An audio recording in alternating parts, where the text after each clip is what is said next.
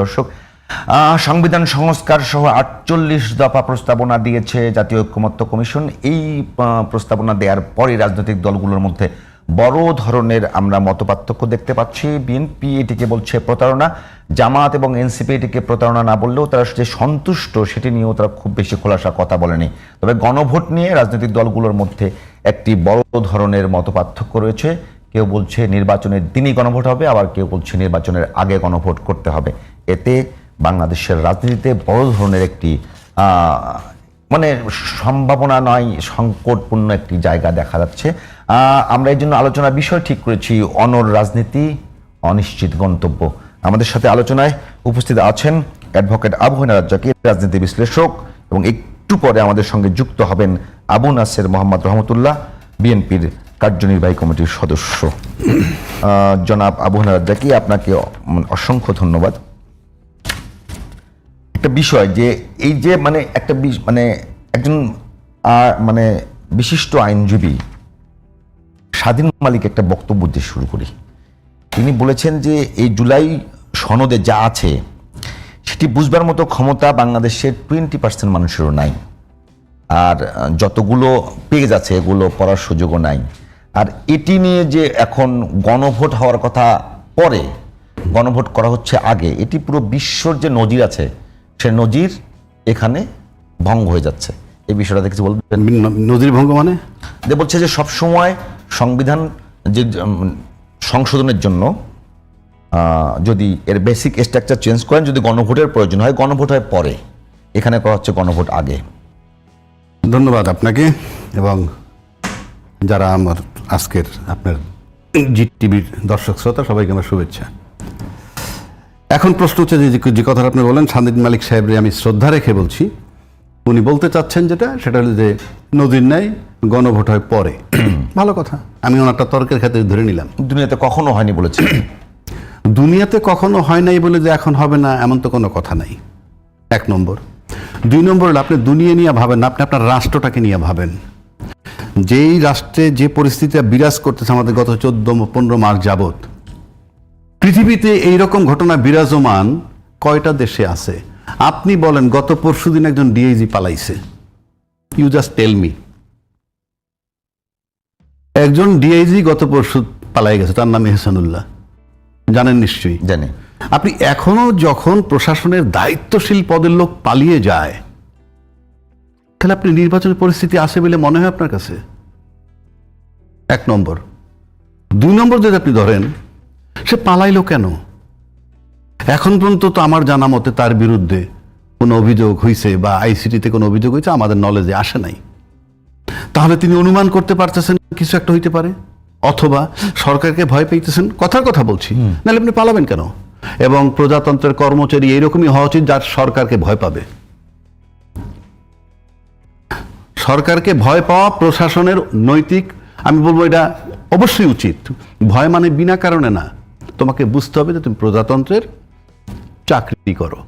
যেহেতু প্রজাতন্ত্র চাকরি করো, মাস্টার অ্যান্ড সার্ভেন্ট রিলেশন, ভয় পেতে হবে। গত 16 বছরে আমরা দেখছি গোটা দেশের 18 কোটি লোক শুধুই প্রশাসনকে ভয় পেয়েছে, এবং সরকার প্রশাসনকে ছাড় দিছে। কি? তোমাদের জন্য আমি, আমাদের জন্য আমার জন্য তুমি। জাস্ট এই জিনিস চলছে। এখন সেই জায়গায় দেশটা নাই। স্বাধীন মালিক সাহেব যে বললেন, উনি কি একবারও প্রশ্ন করছেন যে এখনো একজন ডিআইজি পালাইয়ে যায়, সম্প্রতি একজন জেনারেল পালাই গেছেন? এটার সঙ্গে মানে আপনি গণভোটটা আগে কেন করতে হচ্ছে? বলতেছি আমি গণভোটটা আগে কেন, সেটাই বলতেছি। এইটুকু একটু প্রেক্ষাপট বললাম। তো প্লাস আমাদের বাইতুল খতিব পালাই গেছে, কথাটা পুরনো। বাংলাদেশ ব্যাংকের গভর্নর পালাই গেছে, হ্যাঁ, পুলিশ অফিসার বহু পালাই গেছে তো। তো অন্য দেশের সাথে যে চট করে মিলিয়ে ফেলান, আপনি এখন নেপালে যান, গিয়ে দেখবেন সব কিছু ঠিক। কেন ঠিক? ফ্রম ডে 1, যেদিন পালায় গেছে সব দুর্নীতির দায়ে যাদেরকে পিটিয়ে বাইর করে দিছে, তারপর যিনি টেক ওভার করলেন, পুরো দেশ একত্র হয়ে সেই দিনই তার কাছ থেকে নির্বাচনের দিন তারিখ নিয়ে নিছে। আমার দেশের রাজনীতিবিদরা কি করছেন? বঙ্গভবনে যেদিন প্রথম দেখা করলেন, মানে ইউনূস সাহেবকে যেদিন বসানো হয়, তখন কি কিছু নিতে পারছি আমরা? 1 নম্বর আসেন। 2 নম্বর, এই মুহূর্তে আমি বারবার যেটা বলতে চাচ্ছি, যেহেতু আপনি কথার মধ্যে খুব ইলাবোরেটলি বলতেছি, আরেকজন যেহেতু আসে নাই সেজন্য বলছে, আপনি খুব যৌক্তিকভাবে বিবেচনা করেন। সবাই বলে রাষ্ট্রপতি ইউনূস সাহেবকে ওথ দিছেন, সংবিধানে 106 ধারা মোতাবেক কি বলছে, রেফারেন্স নিয়ে ওথ দিছে। আজকে যদি সংবিধান সম্পূর্ণ পরিবর্তন হয়ে যায়, কথার কথা, ধরেন একটা কমপ্লিট নিউ একটা সংবিধান আমরা লিখলাম, তারপরে নির্বাচিত হয়ে আমি প্রধানমন্ত্রী হয়ে গেলাম, আমাকে ওথ দিবে কে? রাষ্ট্রপতি। তার মানে রাষ্ট্রপতি ওই চেয়ার ওথ দিতে বাধ্য অ্যাকর্ডিং টু ল। কোন আইনে কে পাশ করলো, কে কিভাবে আসলো, সেটা ওনার দেখার বিষয় না। বাট রাষ্ট্রের নির্বাচিত যিনি সরকারের প্রধান হয়ে আসবেন তাকে ওথ উনি দিবেন। যার জন্য বললাম সম্পূর্ণ নতুন সংবিধানেও যদি কালকে নির্বাচন হয় তাকে ওথ দিবেন উনি। উনি কি তখন বলবেন যে না আমি তো আগের সংবিধানের রাষ্ট্রপতি, ওনাকে ওথ দিব কেমনে? তেমন উনি ওথ দিতে বাধ্য, 1। 2, উনি যখন আমাকে ওথ দিলেন 106 ধারার বিধান মোতাবেক, তাকে যখন দায়িত্ব দেওয়া হইল, উনি কি আমার প্রধানমন্ত্রী হিসাবে, নির্বাচিত প্রধানমন্ত্রী হিসেবে ওথ দিচ্ছেন? তা তো দেন নাই। না, রেফারেন্সে তো বলা আছে যে অন্তর্বর্তীকালীন সরকার গঠন করব। তো অন্তর্বর্তীকালীন সরকার গঠন যদি আমি করি, আমি তো অন্তর্বর্তীকালীন সরকারের প্রধান হইলাম, কিন্তু সংবিধান চালাইতে হলে তো নির্বাচিত প্রধানমন্ত্রী লাগবে। ওই সংবিধানে কি অন্তর্বর্তী, আমি সেজন্য বললাম গণভোটটা কেন আগে লাগবে, আমি সেই জায়গাটায় আসতেছি। যেহেতু আমি ওই সংবিধানটা চালাইতে পারতেছি না, নির্বাচনের পোর্শনটা, কারণ আমি তো নির্বাচন ওই সংবিধানের মধ্যে দিলেন বহু আগে তো পার হয়ে গেছে এটার মেয়াদ। আর আমি তো অন্তর্বর্তীকালীন সরকার, আমার তো সংবিধানের বাইরে অন্তর্বর্তীকালীন সরকার হিসাবে নিয়োগ দিছে। আমি তো চলতে সংবিধানের বাইরে দিয়া। সংবিধানের বাইরে যে কেমন একটু বুঝান তো। অর্থাৎ আমি একটা সংবিধানে চলতেছি, শুনেন, আমি একটা সংবিধানে চলতেছি। রাজ্জাকি ভাই একটা বলবেন যে আমাকে মানে 106-এ যে রেফারেন্সটা নিলাম সেটা মানে সংবিধান অনুযায়ী নেয়নি। সংবিধানে তো 106 ধারাটা আছে, কেন জানেন? আপনি যখন বেকায়দায় পড়বেন, রাষ্ট্র যখন বেকায়দায় পড়বে, রাষ্ট্রে যদি কোনো সাংবিধানিক সংকট দেখা দেয়, তখন 106 ধারার মোতাবেক বিধানের কাছে বিধান মোতাবেক একটা পরামর্শ চাইবেন রাষ্ট্রপতি সুপ্রিম কোর্টের কাছে, উচ্চ আদালত তখন বলছে। তো এই যে রাষ্ট্রপতি চাইবেন এটাও ঠিক করে দিয়েছে সংবিধানের 106। হ্যাঁ, ওকে। আর যদি উচ্চ আদালত যে রেফারেন্স দিয়ে থাকে সেটাও দিয়েছে সংবিধান অনুযায়ী, 106 অনুযায়ী। হ্যাঁ, কিন্তু তাহলে এটা পুরো সাংবিধানিক হয়ে গেল না বিষয়টা? সরকারটা সাংবিধানিক হয় না তো, কারণ তো আমি অন্তর্বর্তীকালীন সরকারের প্রধান হিসাবে শপথ করিতেছি যে, খোলেন তার শপথটা খোলেন, আমি অন্তর্বর্তীকালীন সরকারের প্রধান হিসাবে শপথ করিতেছি যে আমি সংবিধান সমুন্নত রাখিব। কোন সংবিধান? অন্তর্বর্তী সরকারের সংবিধান। আমার কথা তো ওই বইটায় লেখা নাই, আমি বারবার একই কথা বলতেছি, জটিলতা সামনে আরো দেখবেন। সে কারণে যেহেতু আমার কথা ওই সংবিধানে, পরবর্তী সংবিধান বলতে কি মানে অলিখিত একটা, অলিখিত তো চলছে, একটা বায়বীয় কথা বললে কি সেটা হবে? বায়বীয় না তো, এটা বায়বীয় না তো, আপনি চলছেন কিভাবে বলবেন তো? আগের সংবিধান মতো, আমি যে সংবিধান আমাকে অন্তর্বর্তী সরকার করবার জন্য অনুমতি দিয়েছে, অন্তর্বর্তী সরকার সংবিধানের মধ্যে আছে না? তাহলে এটা অ্যামেন্ডমেন্ট করে নেন এখন। তাহলে আপনি একটা জায়গায় যাবেন তো, আপনি তো এই সরকারটাকে সংবিধানের মধ্যে ঢুকাইতে হবে, নাহলে চালাবেন কেমনে? আমি তো একই কথা বারবার বলতে, আমাকে সবাই বলে আমি একই কথা নাকি তোতা পাখির মতো মুখস্থ বারবার বলি। আজও পর্যন্ত কেউ চ্যালেঞ্জ করেননি। আপনার নাম যেখানে নাই, যেমন এই যে এখানে আমি টকশো করতে আসছি, আর একটা ব্যক্তি কি মিস্টার এক্স কি টকশোতে তার এয়ারে যাবে? তার কথা এখানে রুমটাই ঢুকতে হবে। আপনি তো ওই, আমি হয়তো বুঝতে পারছি না, আপনি বুঝতে পারছেন। আমি বলি আপনাকে, এই যে অন্তর্বর্তীকালীন সরকারটা চলছে,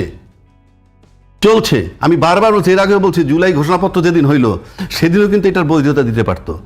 এখনো বলতেছি ওইটার সংশোধন করেন। জুলাই সংশোধন ঘোষণাপত্র যেটা হয়েছে, যে এই সরকারের মেয়াদ দেওয়া হইল 8ই আগস্ট 2024 থেকে 30 জুন 2026 পর্যন্ত, এবং এই সময়ের মধ্যে উনি একটা নির্বাচন কমিশন গঠন করবেন, এই সময়ের মধ্যে নির্বাচন দিয়ে যাবেন। এটা করেন অন্তত। আপনি ওই সংবিধানে ঢুকতে পারতেছেন না। আপনি যখন আচ্ছা বলেন, আপনি সব বাদ দেন, নির্বাচন ওই সংবিধানটা কি বলতেছে? সংসদ ভেঙে যাওয়ার পর 3 মাসের মধ্যে নির্বাচন। এইটুকু তো আপনার মনে আছে? হ্যাঁ। আচ্ছা, তারপরে যদি কোনো জটিলতা, তাহলে আরো 3 মাস নিতে পারবেন, তাহলে 90 × 180 দিন।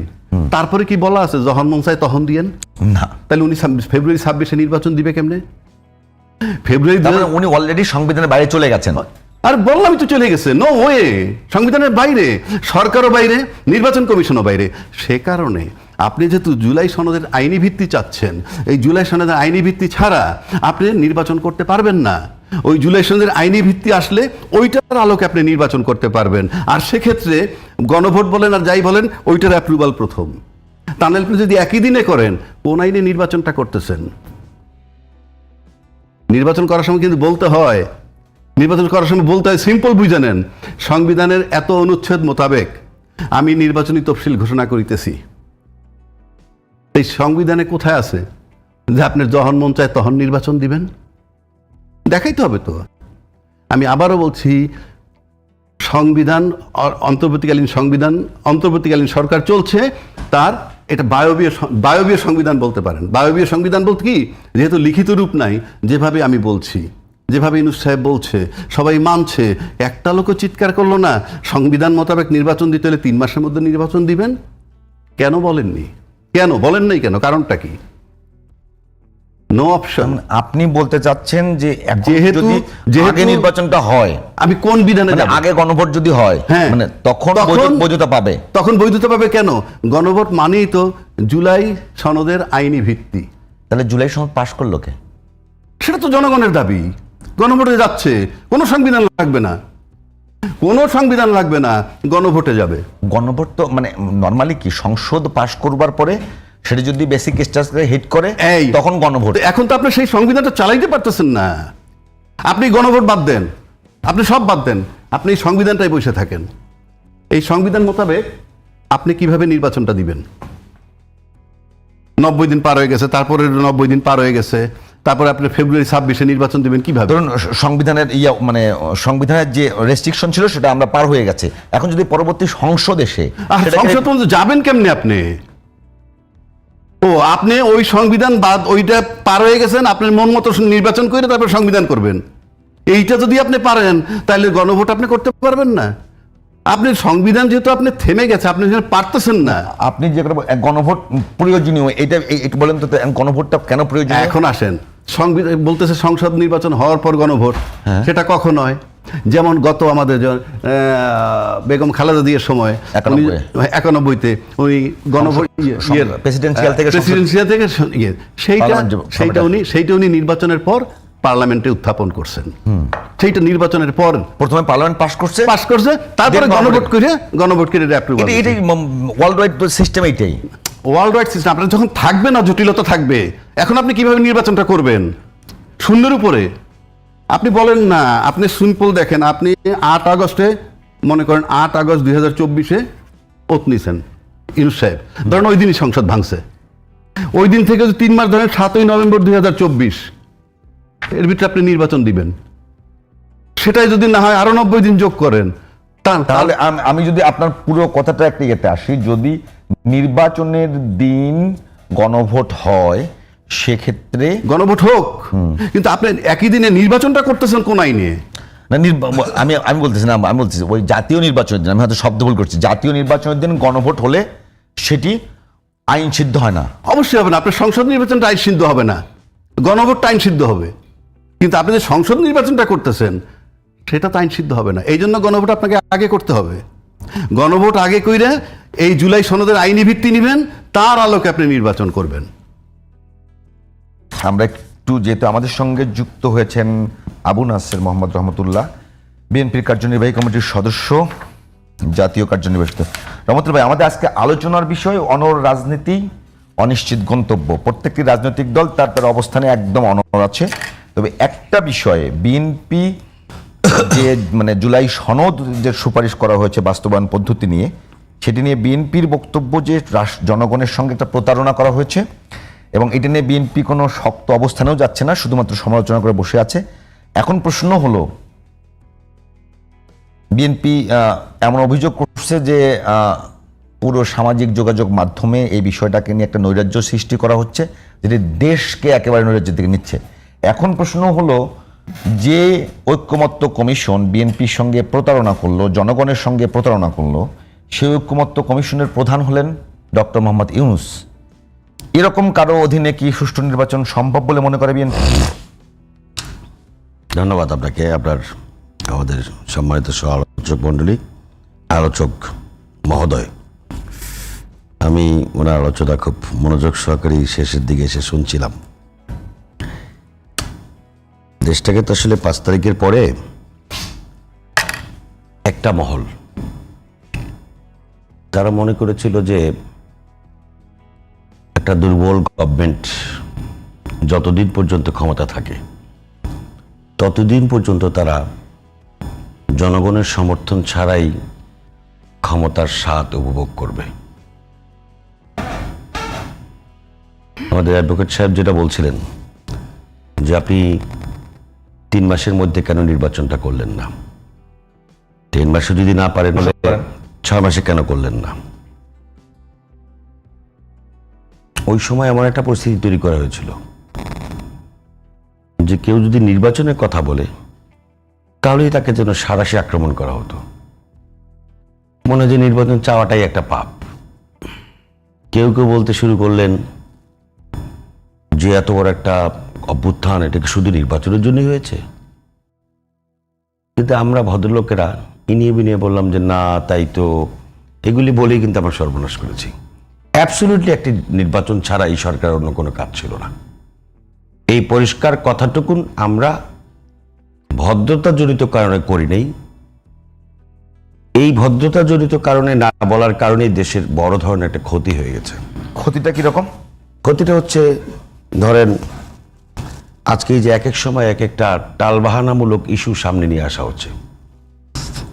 এই যে রাজ্জাকে ভাই আজকে ব্যাখ্যা দিলেন গণভোট আগে করতে হবে, এই গণভোটের প্রশ্নটাও আজকে আসতো না। মাঝখানে যে পিআর নিয়ে যা করলো, এই ইস্যুগুলোতেও নিয়ে আসা হয়েছে।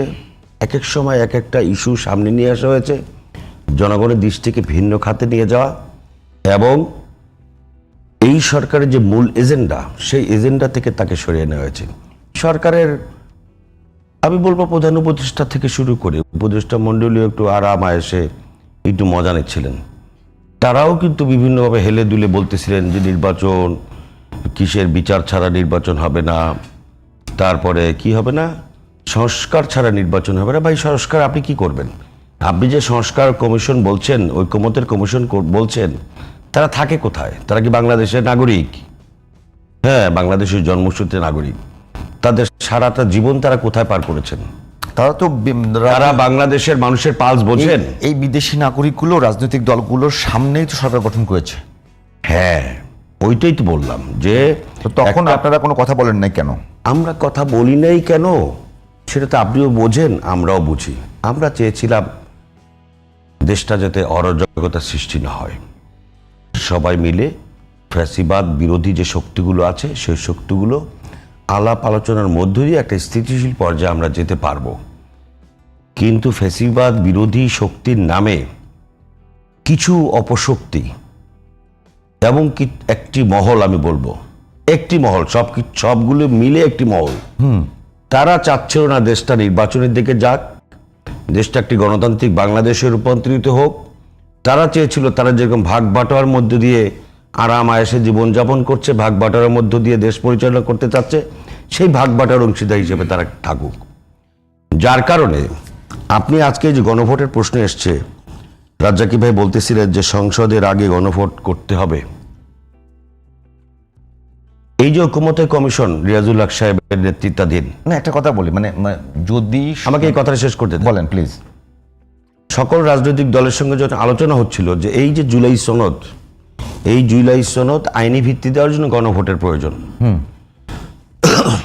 কিছু রাজনৈতিক দল বললেন যে এই গণভোট আগে হতে হবে, আর বিএনপি সহ কেউ কেউ বললো যে না, নির্বাচনের পরে হতে হবে। নির্বাচনের পরে হতে হবে, নির্বাচন দিন হতে হবে। তখন বেশ কিছুদিন পরে গ্যাপ দিয়ে তারপরে রিয়াজ সাহেবের নেতৃত্বের বৈঠক যখন আবার বসলো, তখন রিয়াজ সাহেব বললেন যে আমাদের কিছু এক্সপার্ট আছে, আমাদের এক্সপার্ট মহল বলেছে যে একই দিনে দুটো নির্বাচন করা সম্ভব।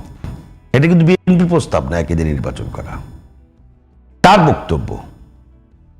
এরপরে কয়েকজন রাজনৈতিক নেতা দায়িত্ব নিয়ে, আমি নাম ধরে বলতে পারবো, দায়িত্ব নিয়ে বললেন যে ঠিক আছে, আমরা তারা আলাপ আলোচনা করে দেখি আপনার এই সিদ্ধান্তের সঙ্গে একমত হওয়া যায় কিনা। এরপরে 9টি রাজনৈতিক দল বিএনপি সহ তারা আলাপ আলোচনা করে একজন আরেকজনকে ম্যানেজ করে সমঝোতার ভিত্তিতে এসে বললেন যে হ্যাঁ, আমরা একই দিনে এই গণভোট অনুষ্ঠিত হতে পারে, আমরা রাজি। প্রস্তাবটা কার? ঐকমত্য কমিশনের প্রধান বলতে সহসভাপতি আলী রিয়াজ সাহেব। এই আলী রিয়াজ সাহেবের বক্তব্য সেটা বিএনপি মেনে নিয়েছে, তারা কি চেয়েছিল যে বিএনপি না মানুক, এটাকে ইস্যু করে তারপর জাতির সামনে প্রমাণ করার চেষ্টা করবে অন্য কিছু? তাহলে তার প্রস্তাব মেনে নেওয়ার পরে, সেই জুলাই সনদে স্বাক্ষর হওয়ার পরে যদি সেই স্বাক্ষরের অংশটুকুন বাদ দিয়ে অন্য কিছু জাতির সামনে উপস্থাপন করা হয়, তাহলে সেটাকে প্রতারণা না বললেও তো বিশ্বাসভঙ্গতার অভিযোগ আনা যায়। আমার প্রশ্ন ওই জায়গায়, বিশ্বাস ভঙ্গ করেছেন আমার প্রশ্নটা ওই জায়গায়। এই আপনার ঐক্যমত্য বিশ্বাস- কমিশন, বিশ্বাস এবং ভঙ্গ করার- আপনি যে প্রশ্নটা এনেছেন যে এই ঐক্যমত্য কমিশন বা ওনার সভাপতি সাহেব যিনি চেয়ারম্যান ডক্টর মোহাম্মদ ইউনূস সাহেব, তাকে এই বিষয়ে জাতির কাছে স্পষ্ট করে বলতে হবে সমস্যাটা কোন জায়গায়, কার এজেন্ডা বাস্তবায়ন করার জন্য এই ধরনের একটি বিশ্বাসভঙ্গের কাজ 9 মাস আলোচনা করার পরে যেই জুলাই সনদে স্বাক্ষর করা হলো, সেই জুলাই সনদকে নিয়ে এইরকম একটা টালবাহানামূলক প্রতারণামূলক পরিস্থিতি কারা তৈরি করেছে, অ্যাজ এ চেয়ারম্যান হিসেবে তাকে এটা জবাবদিহিতায় আনা উচিত, এবং উনি জবাবদিহিতা করা উচিত যে কার ষড়যন্ত্রে কার চক্রান্তে এইগুলো হয়েছে, জাতির সামনে তার খোলাসা করে বলা উচিত। এটা কিন্তু কোনো ছিনিমিনি খেলা না, এটা জাতির ভাগ্য, দেশের স্বাধীনতার সার্বভৌমত্ব। না, আমি মানে জনাব রহমতুল্লাহ, আমি একটা বিষয় একটু জানার জন্য, প্রথম কথা হলো যে জুলাই সনদ, এই সনদ নিয়ে আপনাদের এখন প্রশ্ন আছে, যেহেতু আপনাদের নোট অফ ডিসেন্ট থেকে শুরু করে আপনারা আজ বলছেন যে এটা আপনাদের সঙ্গে প্রতারণা করা হয়েছে, সেগুলো দেওয়া হয় নাই। এখন প্রশ্ন হলো সনদ নিয়ে যেখানে প্রশ্ন, সেখানে গণভোট নিয়ে প্রশ্ন তো থেকেই যাচ্ছে। তাহলে এই সনদের উপরে কি যদি ধরেন বিএনপি এখনকার পর্যন্ত যে চাওয়া আছে যে নির্বাচনের দিনই গণভোট হবে, এই সনদের উপরেই হবে, তখন কোন মানবেন? সনদের উপরে? যেই সনদে স্বাক্ষর নেওয়া হয়েছে, যেই সনদে বিএনপি স্বাক্ষর করেছে, সেই সনদে ওই স্বাক্ষরবিহীন কোনো একটা সনদ জাতির কাছে উপস্থাপন করা হবে এবং প্রতারণামূলকভাবে সেইটাকে আইনি ভিত্তি দেওয়ার চেষ্টা করবে, ওই আইনি ভিত্তি দেওয়ার পুরো বিপক্ষে বিষয় আমরা। আমি একটু রাজাকি ভাই, একটু পুরো বিষয়টা একেবারে গোলমাল হয়ে গেল কিনা? না, ধরেন যদি যেটা আমি জাতির সঙ্গে দিব, সামনে দিব, সেটি এখন বলছে বিএনপি বলছে প্রতারণামূলক একটি কাজ। এখন প্রশ্ন হলো সেইটা তো বিএনপি অন্ততপক্ষে মানবে না, সেটা নির্বাচনের দিন হোক আর আগে হোক। ভাইয়ের কথাটা ধরেই আমি বলি, ওকে প্লিজ। তার এই কথা আমি অনিশ্চিত হয়ে গেল না আমি কিছু? আমি তার এই কথাগুলো যদি সত্যি হয় অবশ্যই তো আমি সেটা নিয়ে আমি কথা দুটো বলবো। শিওর।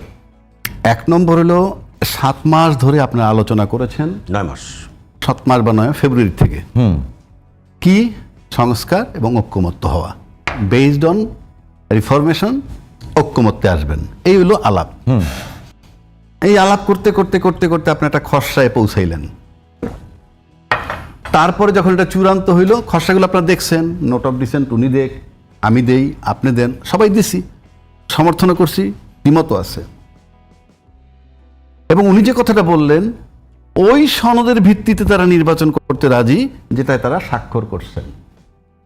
তার মানে সেটা প্রশ্ন তো গণভোট, না না, নির্বাচনটা পরের অপশন, তিনটা অপশন। আপনি আইনি ভিত্তির কথা প্রশ্ন আইনি ভিত্তির প্রশ্নে ওইটা তো আইনি ভিত্তি হোক, ওইটা আইনি ভিত্তি হলে অটোমেটিক নির্বাচন ওই আইনি ভিত্তিতেই চলে যাবে, সেটা ভিন্ন কথা। ভিন্ন কথা। ভিন্ন কথা মানে আইনি ভিত্তিটা দরকার ইনফ্যাক্ট নির্বাচনের জন্য, এটা এডমিট হইল, নির্বাচন আইনি ভিত্তি দরকার। এখন আসেন যে কথা আমি ঘটনাচক্র ওই দিন ছিলাম, ওই জুলাই স্বাক্ষর যে স্বাক্ষর অনুষ্ঠানে, সেখানে মঞ্চে তারা উপবিষ্ট ছিলেন 1.5 ঘন্টা 2 ঘন্টা যাবৎ মঞ্চে তারা সকলেই। এর ভিতরে প্রফেসর সাহেব ইউনূস সাহেব ভাষণ দিচ্ছেন, আলী রিয়াজ সাহেব বক্তব্য রাখছেন, উপস্থাপন আরও বক্তব্য রাখছে, লম্বা একটা সময় গেছে। তারা স্বাক্ষর করার পরে বলতেছে যে যেখানে স্বাক্ষর করছে সেই বিষয়গুলো ওখানে আগে ছিল না। তো এই 1 ঘন্টা 1.5 ঘন্টা কি করলেন ভাই? একটা কথা বলছে, রাষ্ট্র, এটা দেশ, তাহলে 1.5 ঘন্টা যে আপনারা বসা ছিলেন ওখানে, পড়েন নাই? এটা তো রাষ্ট্র, পড়া উচিত ছিল যে আপনারা যেটার কথা বলতেন সেটা ওখানে নাই, তো তাই হয়ে থাকে, তাহলে তো ওখানে বসেই আপনার দ্বিমত করা উচিত, পড়া স্বাক্ষরের আগে। ইয়েস, আমরা পড়েছি, দেখেছি, 8 মাস যেটা করেছি তা হয়নি, সেটা এখানে নাই, আমাদের সাথে প্রতারণা করা হচ্ছে, এটা তখনই বলা উচিত ছিল। ঠিক আছে, আমি জানি না বলতে পারেন নাই কেন। এইবার আসেন, এখন যদি আপনি বলতেছেন যে প্রতারণা করছে, আমি ওনাকে কিন্তু চ্যালেঞ্জ করতেছি না, বিকজ ওনাদের দল সবচেয়ে ভালো জানে, তাই না ভাই? আমি কিন্তু আপনাকে ওই বিষয় নিয়ে চ্যালেঞ্জ করছি না, আমি প্রশ্ন তুলছি। হ্যাঁ, প্রশ্ন তুলছি।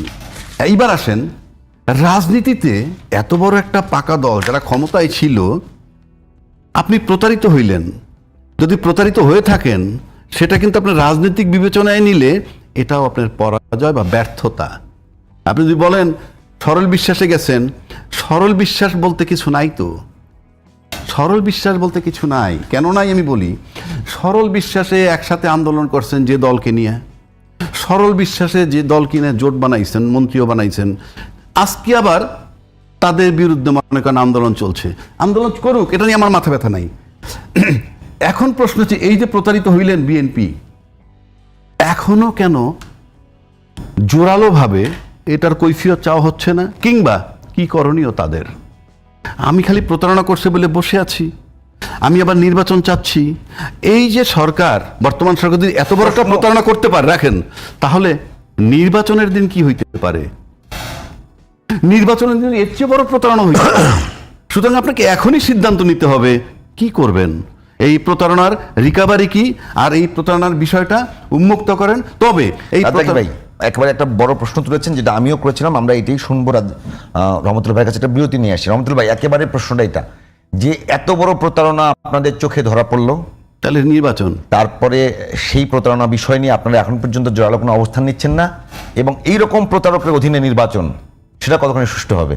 শুনবো, একটা বিরতি নিয়ে আসি।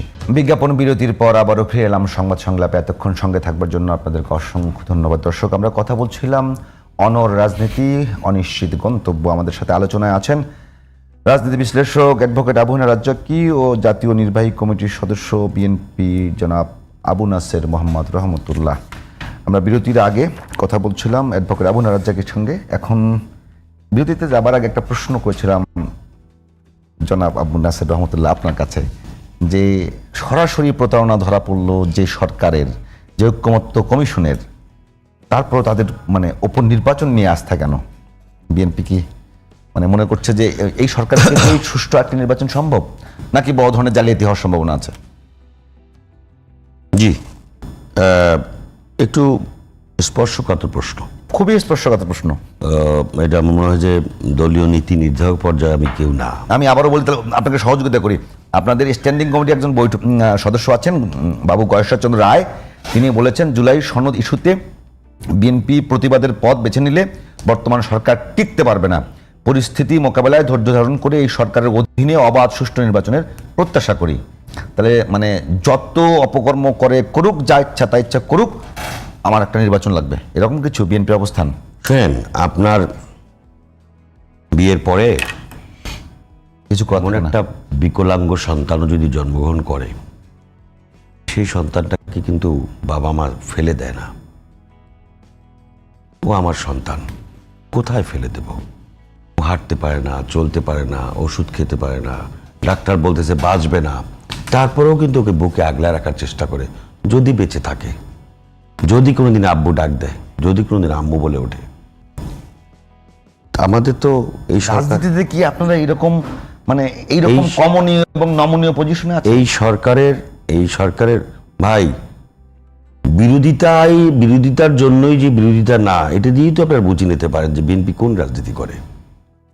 ডক্টর মোহাম্মদ ইউনূসের যে নেতৃত্বাধীন যে সরকার, সেই সরকার প্রতিষ্ঠা লাভ করার পরে বহু সমাবেশে আপনারা সাক্ষী, আমাদের ভারপ্রাপ্ত চেয়ারম্যান জনাব তারেক রহমান সাহেব বলেছিলেন যে এই সরকারকে ব্যর্থ হতে দেওয়া যাবে না,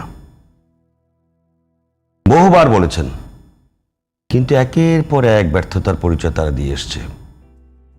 তাদেরকে শুধরানোর চেষ্টা করা হয়েছে, আমরা শুধরানোর চেষ্টা। রহমতুল্লাহ, ব্যর্থতা এবং প্রতারণা কি এক? বলতেছি, একটু সময় দেন। ব্যর্থতার পরিচয় দিয়েছে, আমরা তাদেরকে শুধরানোর চেষ্টা করেছি, ইনিয়ে বিনিয়ে বলেছি ইউনূস সাহেব খুব ভালো লোক, তার আশেপাশে একটু খারাপ লোক আছে, এগুলো তো ইউনূস সাহেব বোঝার কথা। উনি কি করলেন? উনি এক দেশে গিয়ে বললেন যে ডিসেম্বরে শুধুমাত্র একটা দল নির্বাচন চায়, বাকিরা কেউ চায় না। জাপানে গিয়ে বলেছিলেন। এই দেশের সেনাবাহিনী প্রধান তিনি বললেন 18 মাসের মধ্যে নির্বাচন হওয়া উচিত।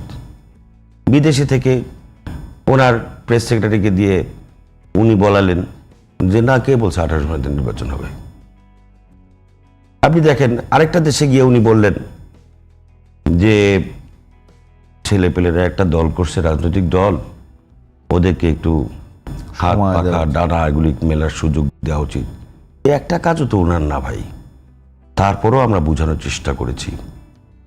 উনি যখন বুঝতে পেরেছেন যে ডক্টর ডিগ্রি অর্জন করা, নোবেল পুরস্কার আর বড় বড় ডিগ্রি অর্জন করা আর দেশ পরিচালনা এক জিনিস না, এটা বুঝতে পেরেই কিন্তু উনি লন্ডনে গিয়েছিলেন। এবং লন্ডনে গিয়ে উনি কথা বলে একটা অন্তত আপাত দৃষ্টিকোণ থেকে দেশকে একটা স্থিতিশীল পরিস্থিতির দিকে উনি নিয়ে যেতে চান, সেরকম একটা সদিচ্ছা কিন্তু উনি প্রমাণ করার চেষ্টা করেছিলেন। ওনার ভিতরে কি আছে সেটা উনি ভালো জানেন, আল্লাহ ভালো জানেন। আমাদের কাছে মনে হয়েছে, দেশবাসীর কাছে অন্তত একটা স্বস্তি ফিরে এসেছিল যে না, উনি কিছু একটা ভালো কিছু দেখাতে চান।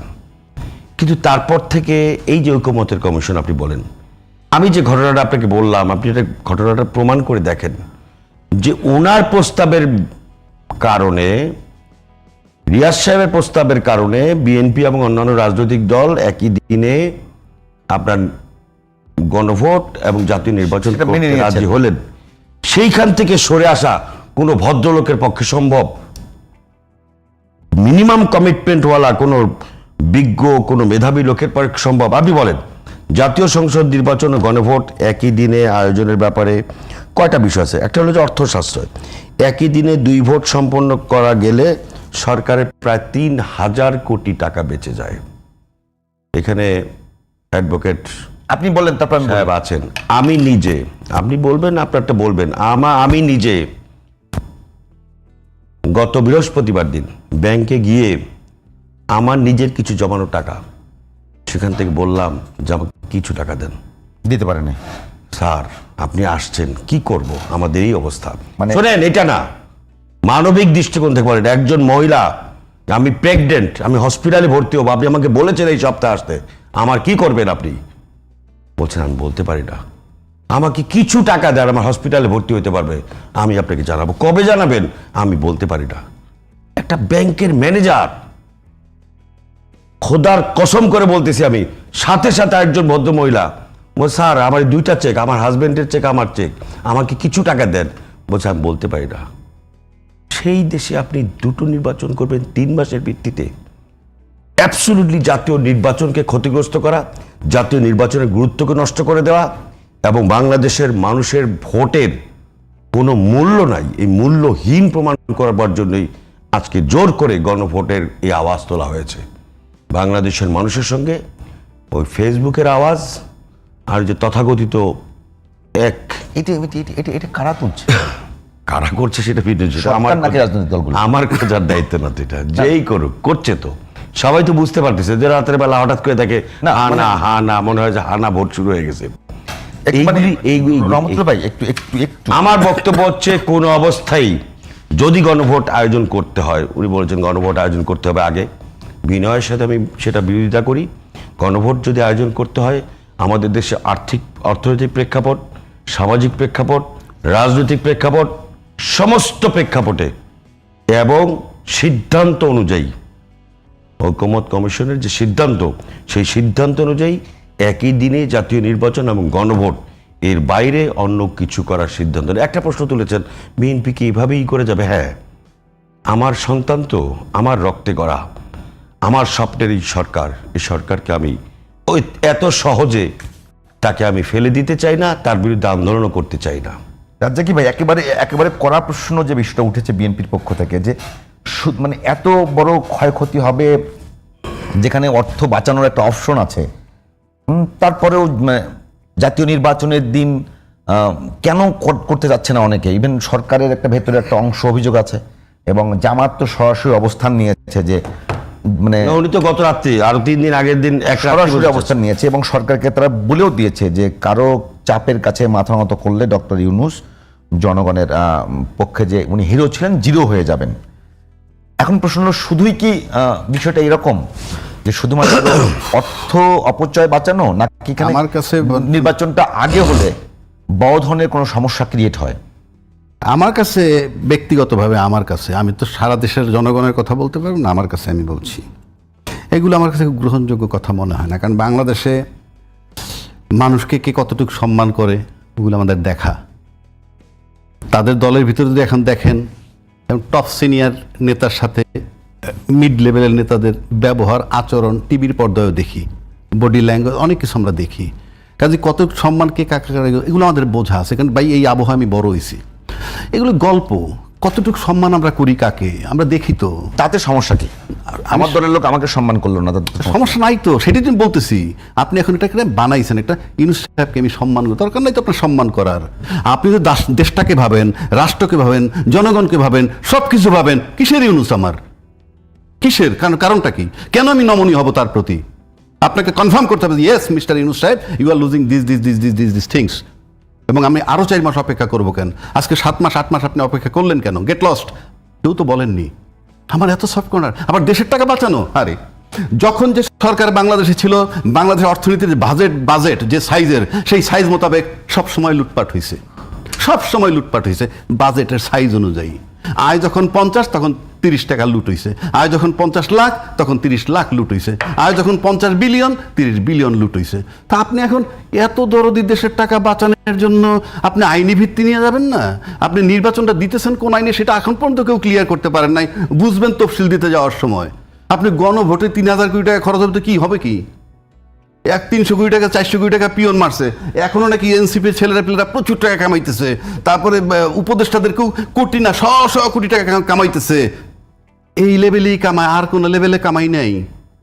এগুলো অজুহাত সঠিক না। এটা রাষ্ট্রের 3000 কোটি টাকা বাঁচানোর মধ্যে এত সফট কর্নার। আপনার আইনি প্রক্রিয়ায় বৈধভাবে যান পার্লামেন্ট পর্যন্ত। পার্লামেন্ট পর্যন্ত যাওয়ার পর আপনি কি করবেন পরের চ্যাপ্টার। পার্লামেন্ট পর্যন্ত যাইতেই পারতেছেন না আপনি। মানে আসলে কি পার্লামেন্টের কোনো ক্ষমতা থাকবে ওই সময়? থাকবে কি থাকবে না পরের চ্যাপ্টার। আপনি যদি বাংলাদেশে এই যে ভাই, আমি যদি বলি, আপনি যদি এমন কোনো সিচুয়েশন ক্রিয়েট করেন যার মধ্য দিয়ে দেখা যাচ্ছে আমি পার্লামেন্টে গেলে, আপনি আবারও বলেন যে পার্লামেন্টে যদি বিএনপি এখন যায়, এই জুলাই সনদ বাস্তবায়ন করা ছাড়া বিএনপি কোনো অল্টারনেটিভ অপশন আছে? কোথায়? এইটা ছাড়া যদি আপনি পার্লামেন্টে যান, না না, এটা নিয়েই গেলাম আমি, গণভোট দিয়ে পাশ করে পার্লামেন্টে গেলাম, সেখানে গিয়ে আমি যে নোট অফ ডিসেন্টগুলো দিয়েছিলাম সেগুলো তো আমি গণভোটে তো সেগুলো থাকতেছে না। তাহলে তার মানে ইয়েস, এইখানেই কথা। তার মানে আমি যে নোট অফ ডিসেন্ট দিয়েছি, আপনি যদি আমার উচ্চ কক্ষের বিষয়ে আমি যে বিষয় মানলাম, তো সেগুলো তো আমাকে বাস্তবায়ন করতে হবে। আপনি কথা শুনেন, নোট অফ ডিসেন্ট আপনি দিছেন, হ্যাঁ ঠিক আছে, আপনি দিছেন, উনি দিছে, XYZ দিছে, নোট অফ ডিসেন্ট দিছেন, কিছু মিলছেনও, একমত হইছেন সবগুলা। হ্যাঁ, এইখানে ছিল কারা? রাজনৈতিক দলগুলো। কয়জন? 2টা দল। হ্যাঁ ভাই, রিয়েলিটিতে আসেন, গল্প করে লাভ নাই। 2টা না 33টা। 33টা দল ভুয়া। 2টা দলে 4 জন লোক স্বাক্ষর করছে, আর বাকি যারা রাজনৈতিক বড় দলের অনুকম্পা পাওয়ার জন্য স্বাক্ষর করছে, অনুকম্পা পাওয়ার জন্য। একটা সিট ছেড়ে দিবে আমি এমপি হব, একটা সিট ছেড়ে দিবে এমপি হব। একটা দলের সমস্ত জনসমর্থক এবং নেতা 2টা বাসে বললে কমপ্লিট। আপনি তারটারে কাউন্ট করতেছেন। আজকে যদি রাজ্জাকের একটা পার্টি হয়, তাহলে তাদের স্ট্যাটাস আমার স্ট্যাটাস সেম। সব পার্টি খুঁজেন, না না, আপনার বেশি হবে। আর শুনেন না, সব পার্টি খুঁজেন, প্রেসিডেন্টের নাম জানে তো মহাসচিবের নাম নাই, মহাসচিবের নাম জানে তো প্রেসিডেন্টের নাম নাই। কাজে এই গল্প করে কোনো লাভ নাই রে, আননেসেসারি, ডোন্ট ওয়েস্ট টাইম। এখন যেটা বলছেন নোট অফ ডিসেন্ট দিছেন, উনি দিছে বা আপনি দিছেন, এখানে 30% মনে করুন বা 35% ছিল বড় দলটার, তার পরের দলটা ছিল 10%, 40%, 40, বাকি 60 কারা? বাদ দিলাম আরো 20। কার জন্য?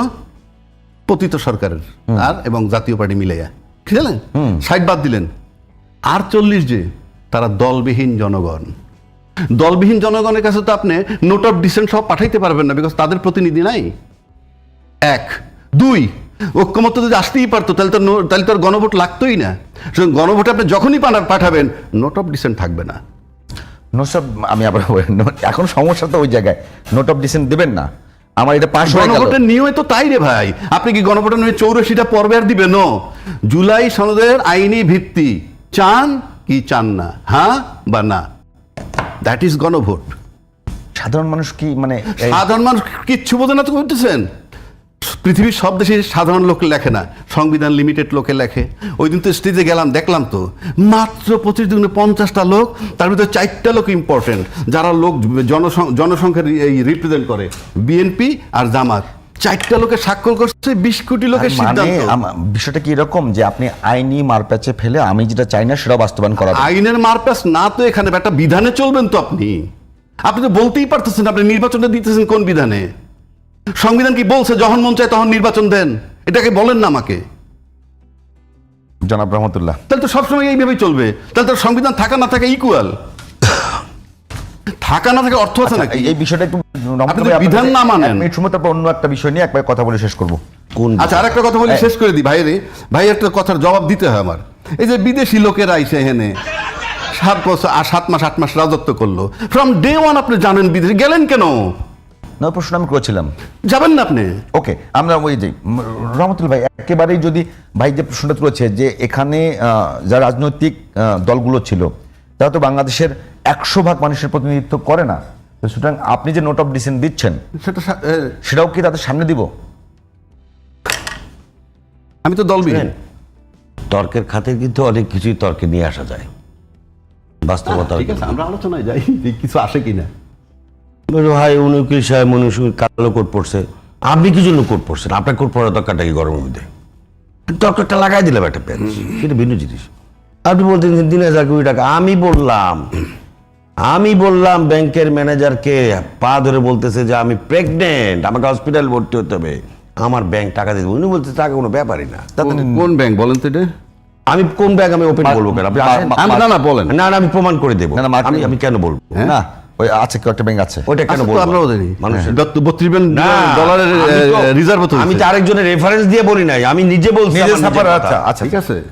তাহলে আপনি সেই দেশে বলতেছেন 3,000 কোটি টাকা কোনো টাকাই না, এরকম ব্যাপার না সেটা আপনার- আমি রাষ্ট্রের আপনি সাথে যদি- রাষ্ট্রের আপনি তুলনায় যদি বলেন যে এই সরকারের কোনো আইনি ভিত্তি নাই, যদি বলেন না আমি মেনেও নিলাম, তা আপনি এখন কি করবেন? কি করলো যে কি করবেন? জুলাই সন্ধ্যের আইনি ভিত্তিটা লাগবে। জুলাই সনদের আইনি এটা গণভোট দরকার নাই তো, আইনি ভিত্তিটা কে রাষ্ট্রপতি দিবে? না রাষ্ট্রপতির মাধ্যমে আপনি একটা রাষ্ট্রপতি প্রজ্ঞাপন বানায়- রাষ্ট্রপতি আপনারা অধ্যাদেশ পদত্যাগ জারি করা করে। রাখছেন। হ্যাঁ, অধ্যাদেশ জারি করলে পরে সংবিধান যদি সংসদ নাপাস করে, এটা টু সাম এক্সটেন্ট একটা ইনডেমনিটি আসবে। এটা আশ্চর্য আমি কথা। বলি, আবার শুনেন। সেই ইনডেমনিটির প্রশ্ন আপনি আসছেন আমি কেন? বলি ইনডেমনিটি কেন? কারণ এই জুলাই সনদটার স্বীকৃতি, জুলাই আন্দোলনটাকে স্বীকৃতি দেওয়া হবে, তার ভিত্তিতে এই সনদটা হইতেছে, তার ভিত্তিতে আইনি ভিত্তি। সুতরাং সেটা তার জন্য সেফটি। আপনি যদি এগুলা না করেন, আপনি না করলে ওরা নিশ্চিত করে বিপদগ্রস্ত হবে। আরেকটা কথা সবাই বলে, একটা কথাটার জবাব দিই। কারা নিশ্চিত করে বিপদগ্রস্ত হবে? সেটা বুঝতেছেন। কারা বলেন না? আরেকটা কথা বলতেছি, ভালো করে বলেন। জুলাই যোদ্ধারা। হ্যাঁ, কিসের আরেকটা জুলাই কথা বলি, যোদ্ধা? জুলাই যোদ্ধা জুলাই যোদ্ধা বাংলাদেশের অন্তত 5 কোটি মানুষ জুলাই 5 কোটি, মানে এটার ব্যাখ্যা পরে দিচ্ছি। এইবার আসেন, এই সরকারের কোনো কাজ করার অধিকার নাই উনি বলছেন, মানে নির্বাচনটা ছাড়া, তাই না? এটা তো বলছেন আপনি। আমি বলছি যে আপনার কথা অনুযায়ী আচ্ছা। আপনি যেটা বলতে এই পারতেছেন। সরকার, আমি এখন বলে আপনার দিচ্ছি। বক্তব্য আচ্ছা, কি? আপনাকে রহমতুল ভাইকে 2 মিনিট শুয়ে তারপর আপনার কাছে আসি। না না আমি শেষ করে দিই। না কেন? আপনি তো অনেকক্ষণ বলছেন আমাকে, আপনার না, না, আমারটা তো আচ্ছা বলেন। 2 মিনিট বলেন। বিষয়টা এই দুইটাই অন্তর্বর্তী। বিষয়টা হচ্ছে আমি ঝামেলা করলে যে কোনো জিনিস না করতে পারি। এখন যেই পরিস্থিতি আছি, আপনি বলতেছেন আন্দোলন করে না কেন, বা বিএনপি আন্দোলন করবে কার বিরুদ্ধে?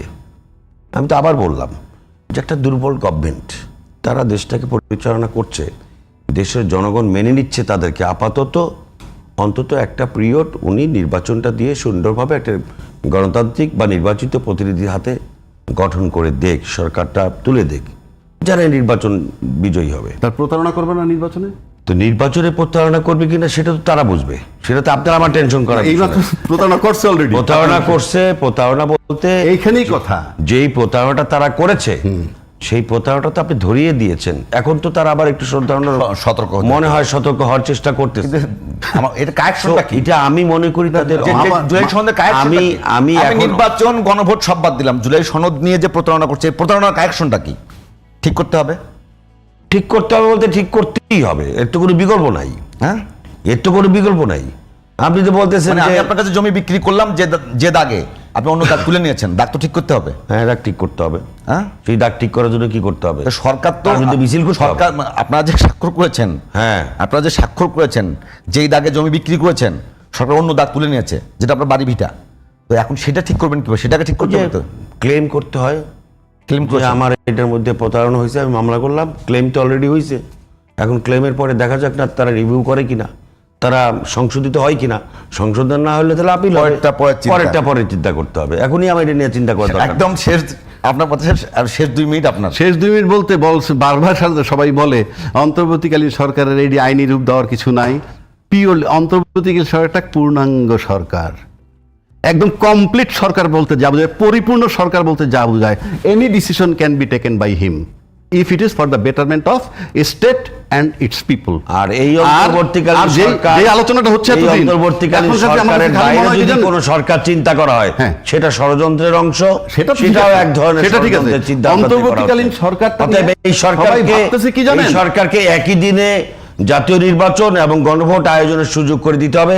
তাদের যে সমস্ত ভুল ভ্রান্তি আছে, সেই ভুল ভ্রান্তিগুলো জাতির কাছে প্রকাশ্যে ক্ষমা চেয়ে হ্যাঁ। তারপরে সেটাকে আর জাতীয় নির্বাচন দেওয়ার জন্য কোনো আইনি ভিত্তি এই মুহূর্তে নাই। সেটা যখন নির্বাচন কমিশন নির্বাচন করতে যাবে, তফসিল দিতে যাবে, তখন টের পাবে, 1 নম্বর। আর 2 নম্বর হলো এই অন্তর্বর্তীকালীন সরকার পূর্ণাঙ্গ সরকার এবং সে যে কোনো সিদ্ধান্ত নিতে পারবে, সেটার জন্য এমন কোনো বাধ্যবাধকতা নেই। আর তত্ত্বাবধায়ক সরকার বলতে যেটা বোঝায়, সংবিধানে তত্ত্বাবধায়ক সরকার নাই, অন্তর্বর্তীকালীন সরকার নাই, কিছুই নাই। আর অন্তর্বর্তীকালীন পূর্ণাঙ্গ সরকার, আর একটা সরকার আসার আগ পর্যন্ত যে সময়টা, এটা 2 দিন হোক আর 2 বছর হোক, কমপ্লিট সরকার, যে কোনো সিদ্ধান্ত নেওয়ার অধিকার তার আছে। এবং সে যদি এটার আইনি ভিত্তি দিতে চায় জুলাই সনদের গণভোট ছাড়া, সেই আইনি ভিত্তি দেওয়ার পর এবং সেটা রাষ্ট্রপতি অনুমোদন দিতেও বাধ্য থাকে। বাধ্য এই জন্য যে আমাদের সংবিধান সংস্কার পরিষদ ছিল না জুলাই সনদে, জি। সেটা অ্যাড করতে হয়েছে এই সরকারের ক্ষমতা এটুকু। আমি আবারও শেষ পূর্ণাঙ্গ লাইন আপনাকে সরকার, বলে দেই, পূর্ণাঙ্গ সরকারের ক্ষমতা। আমি আপনাকে আবারও শেষ লাইন বলে দেই, গণভোট এবং জাতীয় নির্বাচন এর বাইরে যারা চিন্তা করছেন, এই মুহূর্তে তারা দেশের বিরুদ্ধে, আমরা তাই করছি। গণতন্ত্রের বিরুদ্ধে ষড়যন্ত্র করছেন। এই ধন্যবাদ, চিন্তা করা ধন্যবাদ থেকে ফিরে জনাব আসতে হবে। আবু নাসের মোহাম্মদ রহমতুল্লাহ, ধন্যবাদ অ্যাডভোকেট আবু রাজ্জাককে, দুজনকে অসংখ্য ধন্যবাদ। দর্শক, আজ এখানেই শেষ করছি সোনালী লাইফ ইন্স্যুরেন্স সংবাদ সংলাপ। আশা করছি আগামীকাল অন্য কোনো বিষয় নিয়ে আপনাদের সঙ্গে আবারও কথা হবে। সে পর্যন্ত